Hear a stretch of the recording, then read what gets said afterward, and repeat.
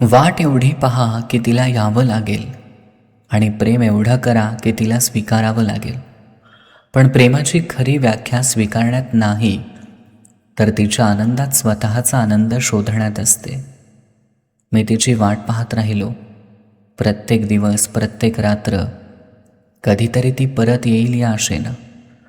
माझं प्रेम कमी झालं नाही, पण अपेक्षा मात्र हळूहळू संपत गेल्या. कारण कळून चुकलं होतं की खरं प्रेम कोणाला मिळवण्यात नसतं, तर आयुष्यभर मनापासून जपण्यात असतं.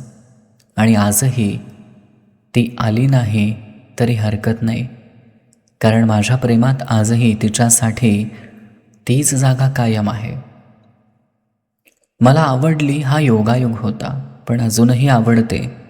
हे प्रेम आहे माझं. तुला पहिल्यांदा पाहिलं तेव्हा काही विशेष वाटलं नव्हतं, पण हळूहळू तुझी सवय लागली. तुझं हसणं, तुझं बोलणं, तुझं रुसणं सगळंच मनाला आवडायला लागलं. वेळ बदलला, परिस्थिती बदलली, आपल्या वाटा वेगळ्या झाल्या, पण एक गोष्ट मात्र कायम बदलली नाही, ती म्हणजे तुझ्याबद्दलचं माझं प्रेम. आजही तुझी आठवण आली की चेहऱ्यावर हसू येतं आणि डोळ्यात नकळत पाणी. कारण तू माझी नाही झालीस, पण माझ्या हृदयातली जागा मात्र अजूनही तुझीच आहे. काही प्रेमकथा पूर्ण होत नाहीत, पण त्या आयुष्यभर मनात जिवंत राहतात. खूप दिवसांनी तिच्याशी बोललो. मनात हजारो प्रश्न होते, पण शब्द मात्र कमी पडत होते. तिचा आवाज ऐकताच जुन्या आठवणी पुन्हा जिवंत झाल्या. ज्या व्यक्तीशी कधी काळी रोज बोलायचो, तिच्याशी आज पुन्हा बोलताना हृदयाची धडधड वाढली होती. ती साधच बोलली होती, पण माझ्यासाठी प्रत्येक शब्द खास होता.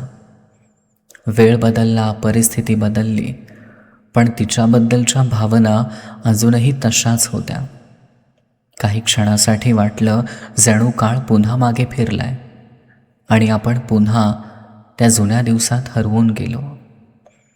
संवाद संपला, पण मनात पुन्हा तिचीच आठवण राहिली.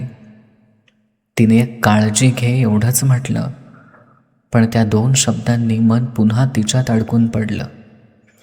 खूप दिवसांनी झालेल्या त्या काही मिनिटांच्या बोलण्यात मला पुन्हा एकदा कळलं की काही माणसं कितीही दूर गेली, कितीही बदलली, तरी मनातून कधीच दूर जात नाहीत. कारण काही नाती संपत नाहीत, ती अपूर्ण राहतात, फक्त अपूर्ण राहतात.